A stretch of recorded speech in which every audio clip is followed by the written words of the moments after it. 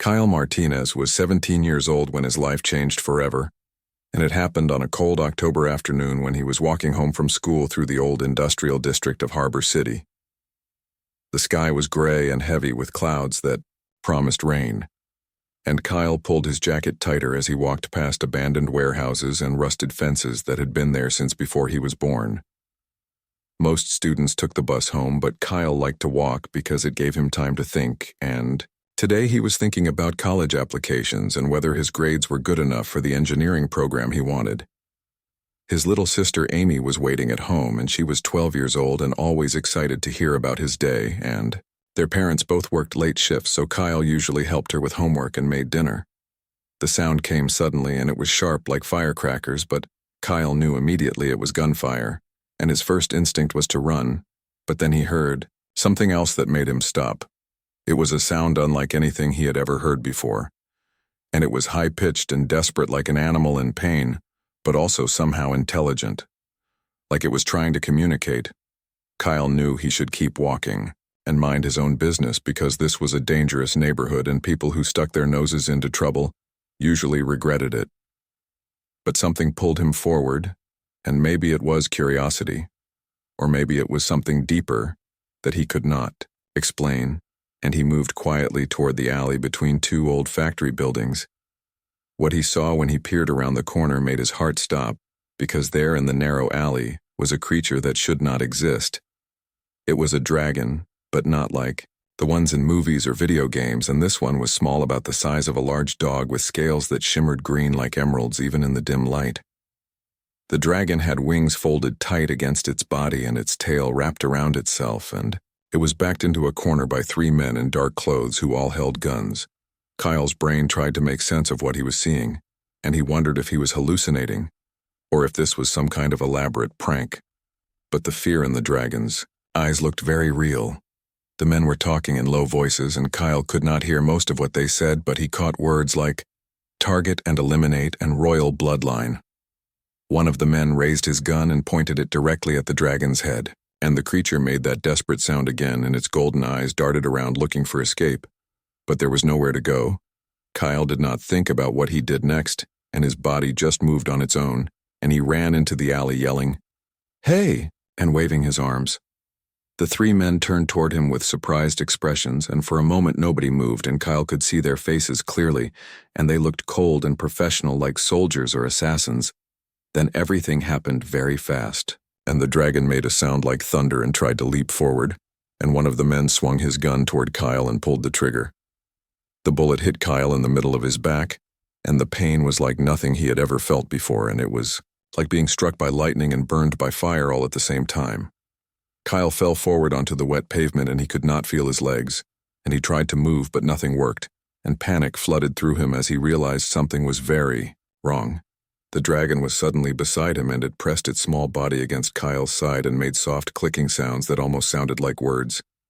Kyle heard shouting and more gunfire, and then a roar that shook the buildings around them, and the dragon beside him began to glow with green light that grew brighter and brighter.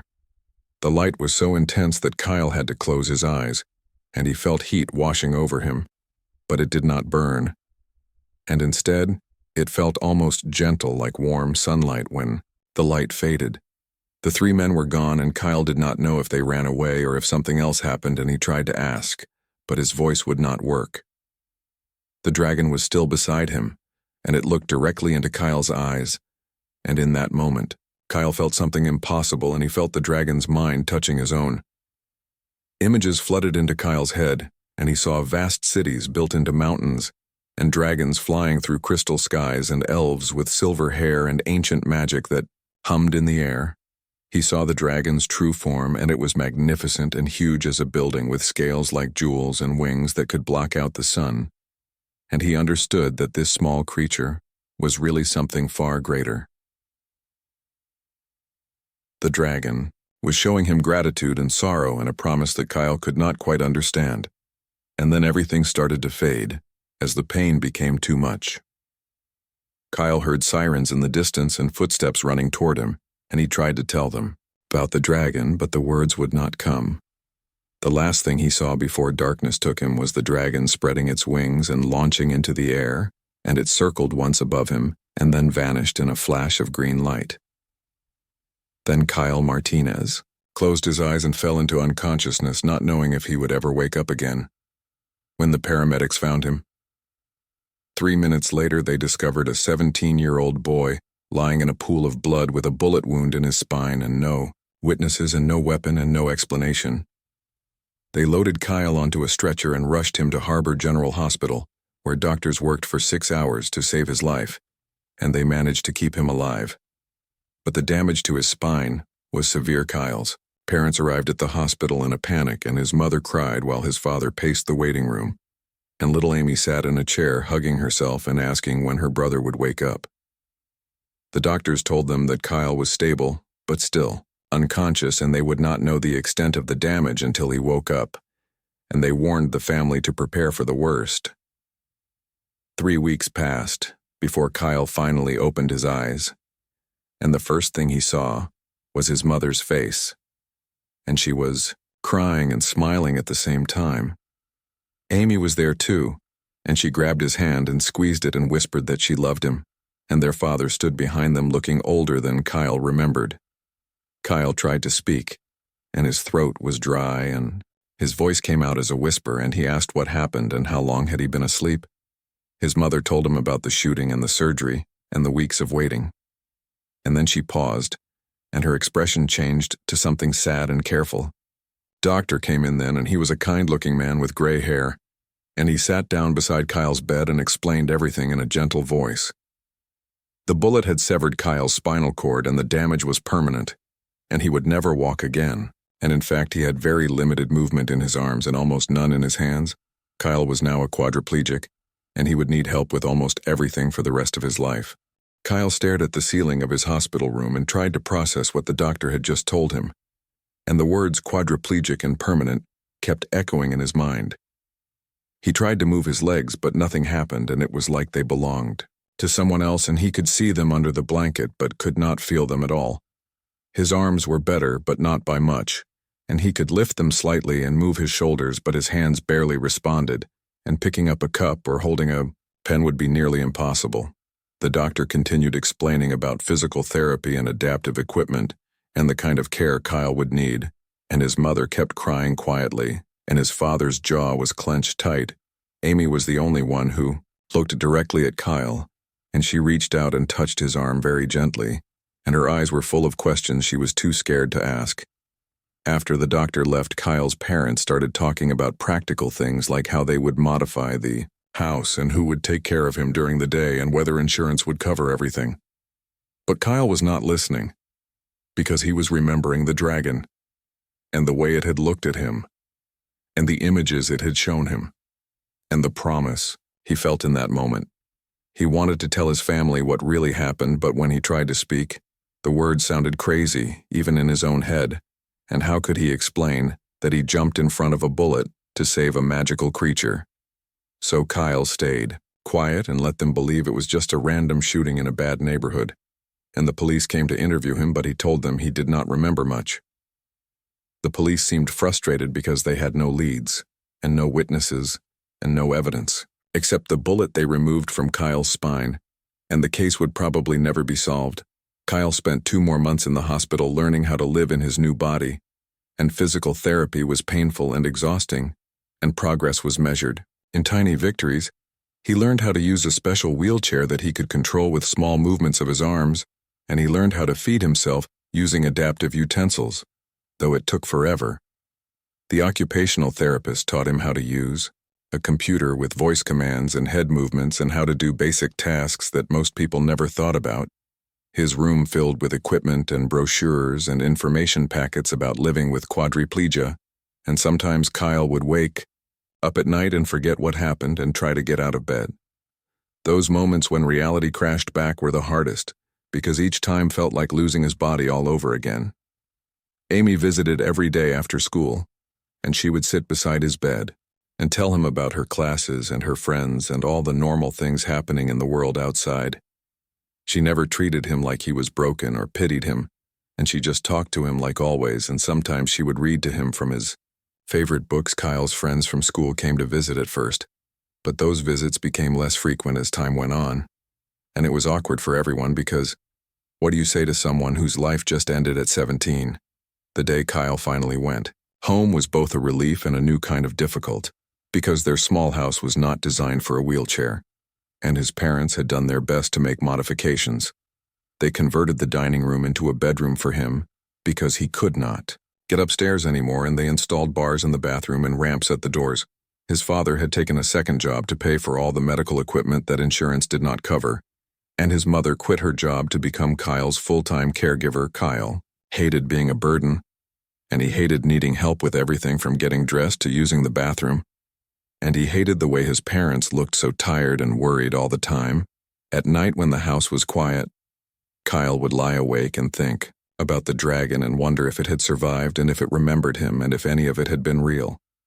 Sometimes he had dreams where he could walk again, and he was running through those crystal cities he had seen in the dragon's mind.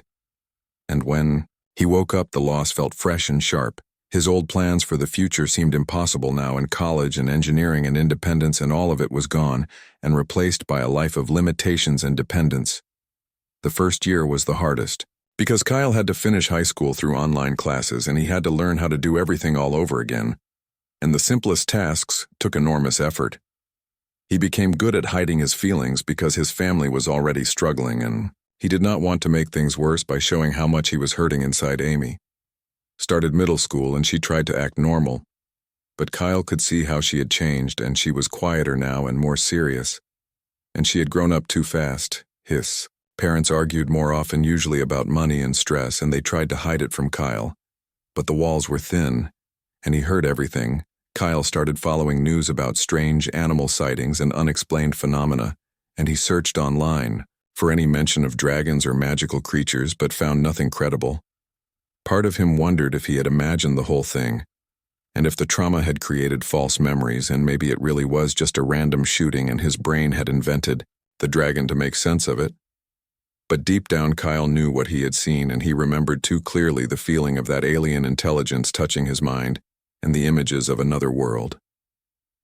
2 years passed, and then 3, and Kyle's life fell into a routine of therapy and doctor appointments and long days at home watching the world go by through his window.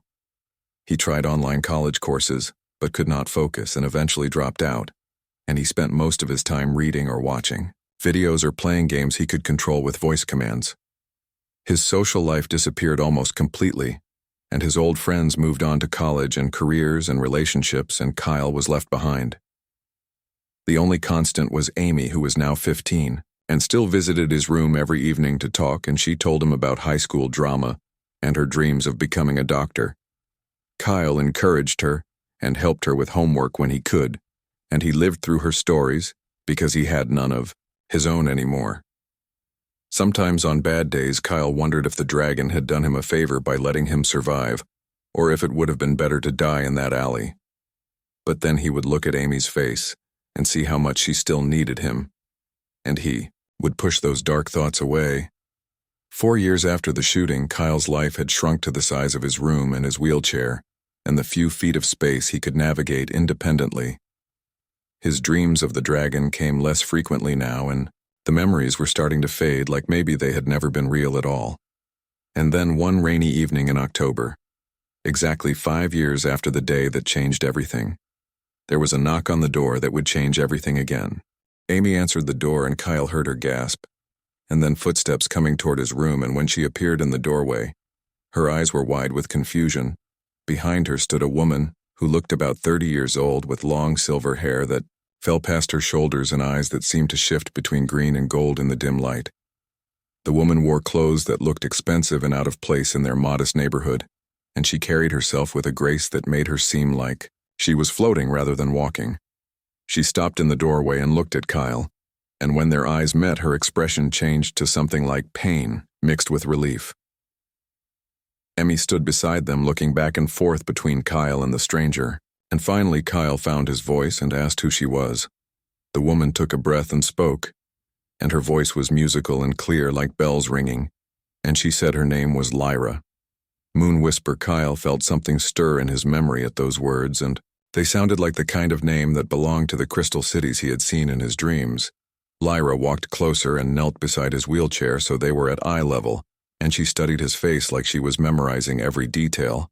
"I am an elf from the realm of Silver Peak," and Lyra said, "and 5 years ago you saved the life of my bonded companion. And his name is Emerald." Kyle's heart started beating faster because this was impossible. And elves were not real, and dragons were not real. And yet somehow he had always known this day would come. Lyra continued speaking and explained that Emerald was not just any dragon but an imperial dragon of the highest bloodline, and he was actually a prince among his kind. The small form Kyle had seen was just a disguise that dragons used when traveling between realms, and Emerald had been on a secret diplomatic mission when assassins from a rival faction found him. "You threw yourself in front of a bullet meant for an imperial dragon, and," Lyra said, and her eyes filled with tears. "And in our world, such an act creates a life debt that can never be repaid." Amy was listening with her mouth open, and she looked at Kyle and asked if this was real, and if he had really saved a dragon. Kyle nodded slowly and told her it was true, and for the first time in 5 years he felt like maybe his sacrifice had meant something after all. Lyra reached into a bag she was carrying and pulled out a small crystal that glowed with soft green light, and it looked like a piece of captured starlight. "This contains healing magic from our greatest physicians," and Lyra explained, "and it cannot undo all the damage to your spine, but it can restore much of what you lost." Kyle wanted to believe her, but 5 years of disappointment had taught him to be careful with hope, and he asked what would happen if the magic did not work. Lyra's expression became fierce and determined, and she said that Emerald had been searching for Kyle ever since that day, and he refused to rest until the debt was paid. "Even if this crystal does not heal you completely, we will find other ways," and Lyra promised. "And you saved the life of a prince, and that means something in our world." Amy grabbed Kyle's hand and squeezed it and begged him to try, and her eyes were full of hope that Kyle had not seen in years. Kyle looked at the crystal, and then at Lyra, and finally nodded, because what did he have to lose? And his life could not get much worse than it already was. Lyra pressed the crystal against Kyle's chest, and at first nothing happened, and then he felt warmth spreading through his body like he was being filled with sunlight. The sensation was strange but not unpleasant, and it tingled like pins and needles, but magnified 1,000 times, and Kyle gasped as feelings started returning to places that had been numb for years. His fingers twitched and then moved, and his arms felt stronger, and most incredibly his legs began to register sensation, and he could feel the pressure of the wheelchair beneath him. The process took hours, and Kyle's parents came home and found Lyra still kneeling beside him with her hand on his chest and the crystal glowing brighter and brighter. They demanded to know who she was and what she was doing, but Amy explained everything, and they listened with expressions that cycled between disbelief and desperate hope. By midnight, Kyle could move his fingers properly, and by dawn he could grip things with his hands, and by the end of the first week sensation had returned to most of his body. The doctors were amazed and called it a miracle, and wanted to study him, but Lyra made sure they kept their distance, and she stayed with the family to monitor Kyle's progress. Every day brought new improvements, and Kyle started physical therapy again, but this time his body responded, and muscles that had been dormant for 5 years began to wake up. 2 weeks after Lyra's arrival, Kyle stood up for the first time with support from a walker, and he took 3 shaky steps before his legs gave out. His mother cried and his father hugged him, and Amy laughed and cheered, and Kyle felt tears running down his own face because he had forgotten what it felt like to stand. The progress continued, and Kyle worked harder at therapy than he had ever worked at anything, and he was determined to walk again properly and to reclaim everything he had lost. Lyra stayed with them and taught Kyle about Silver Peak and the realm where elves and dragons lived together, and where magic was as common as electricity in the human world. She explained that there were portals between worlds, and that travel was possible, though rare, and most humans never knew that other realms existed. Kyle learned that dragons could take many forms, and that imperial dragons were the rulers, and they lived for thousands of years and had powers beyond human understanding. Emerald himself was nearly 500 years old, and he had been working to prevent a war between dragon clans when the assassins attacked him. By saving Emerald's life, Kyle had prevented that war, and thousands of lives had been spared, both dragon and elf, and even some humans who lived in Silver Peak 1 month after Lyra's arrival. Kyle could walk without support for short distances, and his hands were steady enough to write and type and do all the things he thought he would never do again. The medical bills that had been crushing his family were suddenly paid in full by an anonymous donor, and Kyle knew it was Lyra, though she denied it with a smile. His father was able to quit his second job, and his mother could breathe again, and Amy could be a teenager instead of a caregiver, and the whole family felt lighter. But the greatest gift was still to come. And one evening Lyra told Kyle that Emerald wanted to meet him and to thank him properly, and she asked if he would be willing to travel to Silver Peak. Kyle said yes immediately because he had been waiting 5 years for this moment, and he wanted to see the dragon whose life he had saved and to know that it had all been worth it. Lyra smiled and said they would leave in 3 days, and Kyle should prepare himself, because meeting an imperial dragon in his true form was an experience unlike anything in the human world. The portal opened in Kyle's backyard on a clear morning, and it looked like a tear in reality itself, with edges that shimmered like heat waves, and inside was swirling silver light. Lyra stepped through first and motioned for Kyle to follow, and he took a deep breath and walked forward. And the moment he crossed the threshold, everything changed. The air felt different, and it was cleaner and somehow more alive. And when Kyle's vision cleared, he found himself standing on a white stone platform, overlooking a city that took his breath away. Buildings carved from crystal and silver rose up the side of a mountain, and bridges made of light connected towers that floated in the air. And everywhere he looked, there was beauty beyond description. Dragons flew overhead, and they came in every color imaginable, and some were small as birds while others were massive as houses, and they moved through the sky like dancers. Elves walked the streets below, and they moved with that same floating grace that Lyra had, and their clothes were bright and flowing, and music drifted up from the city. "This is Silver Peak," and Lyra said with pride in her voice, "and this is the capital city of our realm and home to the Imperial Dragon Court." Kyle could not speak, and he just stared and tried to take it all in, and his legs felt weak, not from injury but from overwhelming wonder. Lyra guided him down a path made of smooth white stone, and they passed gardens full of flowers that glowed softly, and trees with silver bark and golden leaves. Other elves stared at Kyle as they passed, and humans were clearly rare here, and he heard whispers following them and saw people pointing and bowing slightly. They walked for what felt like hours, though Kyle's legs never got tired, and he realized the air itself seemed to energize him, and every breath made him feel stronger. Finally, they reached a massive building at the heart of the city, and it was made of green crystal that caught the sunlight and threw rainbows across the plaza. "The Dragon Court," and Lyra announced, "and this is where Emerald lives and where he has been waiting for you." Guards in silver armor stood at the entrance, and they bowed as Lyra approached and opened the huge doors without question. Inside was a hall so vast that Kyle could barely see the ceiling, and the walls were covered in carvings that seemed to move when he was not looking directly at them. At the far end of the hall was a raised platform, and on that platform was a dragon. Kyle stopped walking, and his breath caught, because this was Emerald in his true form, and he was magnificent beyond words. The dragon was huge as a building, with scales that shimmered like emeralds and caught the light and threw it back in 1,000 shades of green. His wings were folded against his sides, but Kyle could tell they were massive and would block out the sun when spread, and his tail coiled around the platform like a great serpent. Emerald's eyes were golden and ancient, and when they focused on Kyle, the young man felt that same touch of alien intelligence he remembered from 5 years ago. The dragon's voice filled the hall, and it was deep and resonant like thunder rolling across mountains, and it spoke in words that Kyle somehow understood. "Kyle Martinez," and Emerald said, "and I have searched for you across time and distance, and finally you stand before me." Kyle tried to bow, but his legs were shaking, and Lyra steadied him and whispered that it was fine, and that Emerald would understand.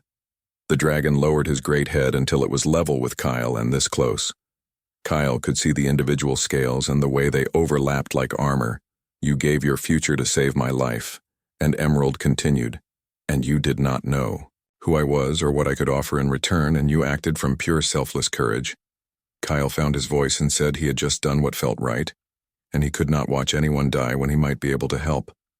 That is why humans are so rare and "Precious," and Emerald replied, "and you have a capacity for sacrifice that even the oldest elves struggle to understand." The dragon paused and then continued in a voice that carried weight and authority. "And because you saved an imperial dragon, you have earned a place of honor in our realm." Emerald explained that the healing crystal was only the first payment of the life debt, and there was more that he wanted to offer if Kyle was willing to accept. "What I offer you is not just healing, but purpose." And Emerald said, "And I invite you to stay in Silver Peak and learn about our world and become a bridge between your people and mine." Kyle's mind raced because this was beyond anything he had imagined, and he asked what that would mean and what he would be expected to do.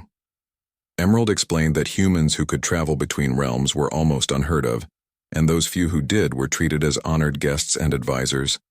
"Your perspective is unique," and Emerald said, "and you understand both limitation and possibility.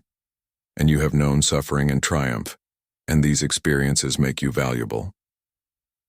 The dragon went on to say that there were problems in Silver Peak that needed solving, and disputes between dragon clans and misunderstandings between elves and dragons.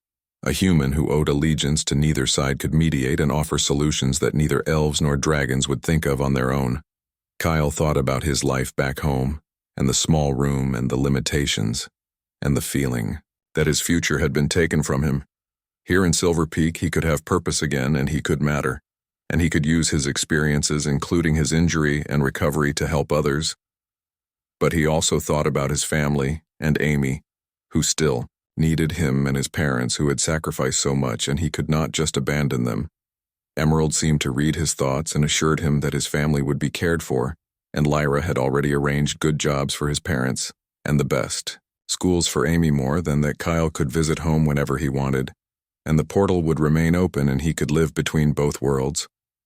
"Your sister could even join you eventually," and Emerald added, "and if she wished to study here, our physicians are the finest in any realm." Kyle felt tears in his eyes because this was everything he had lost 5 years ago, and it was being offered back in a form he never expected.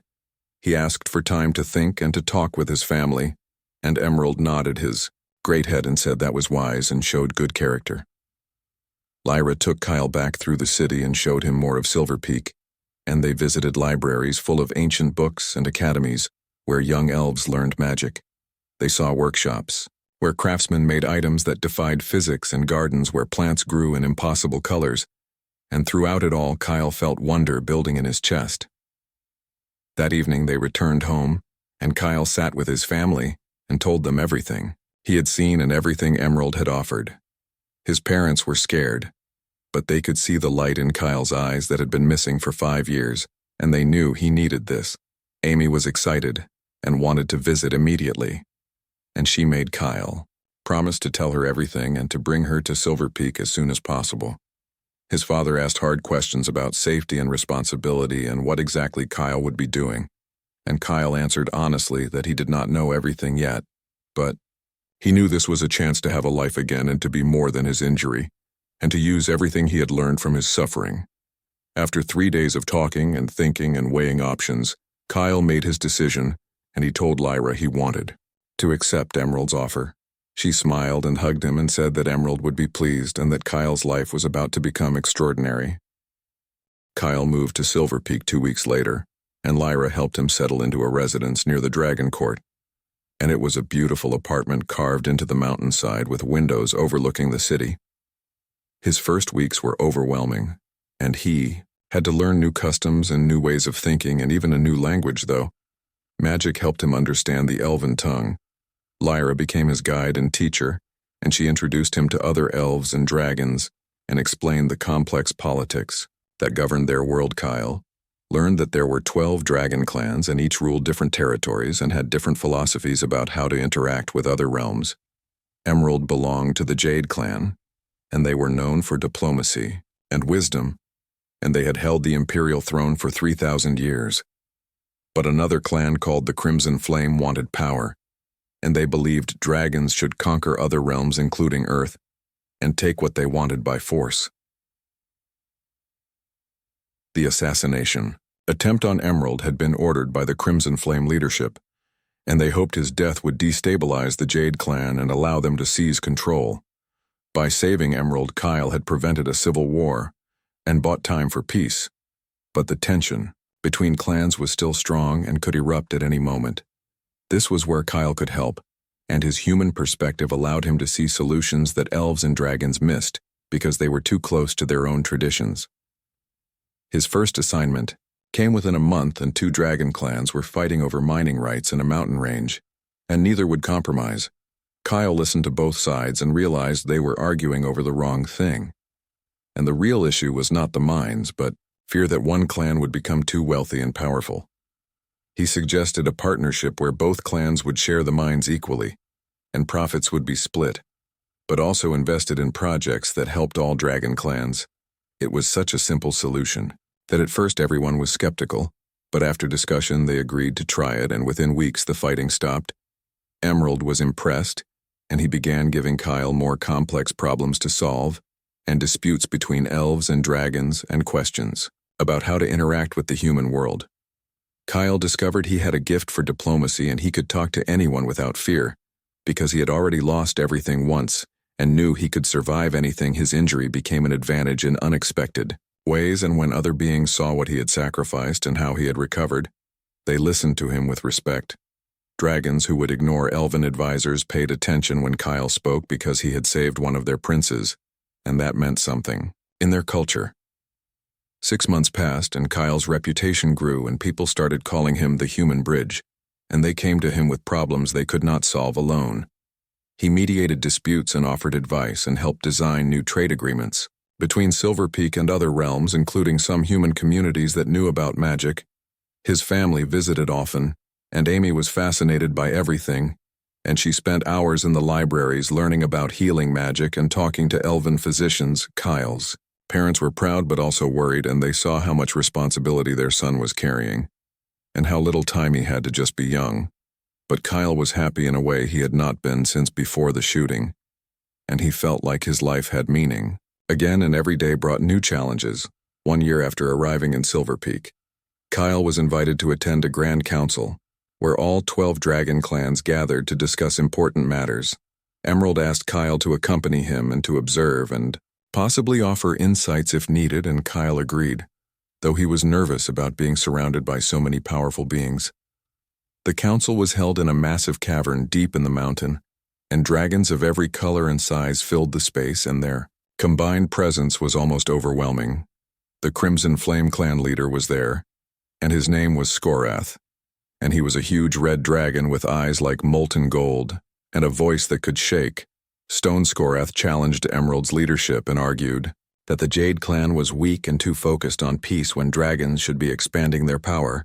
He pointed to the human world and said it was full of resources and territory that dragons could take, and humans were too weak to stop them.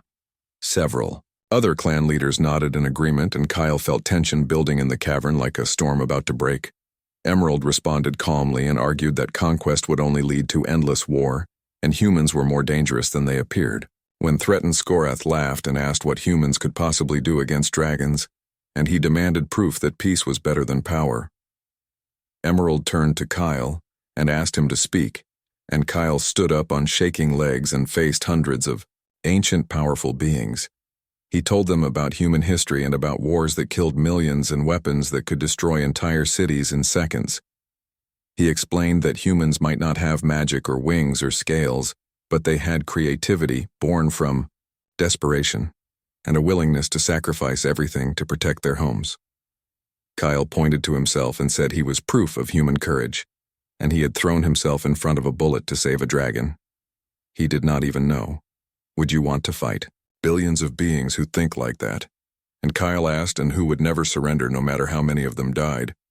He went on to say that partnership was better than conquest, and humans had technology and knowledge that could benefit dragons, and trade was more profitable than war.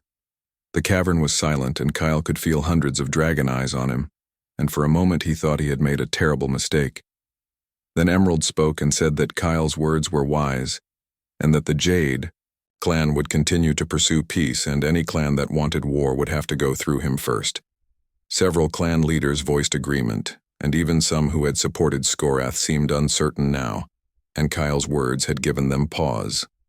Skorath glared at Kyle with hatred but said nothing, and the council ended without violence, though the tension remained.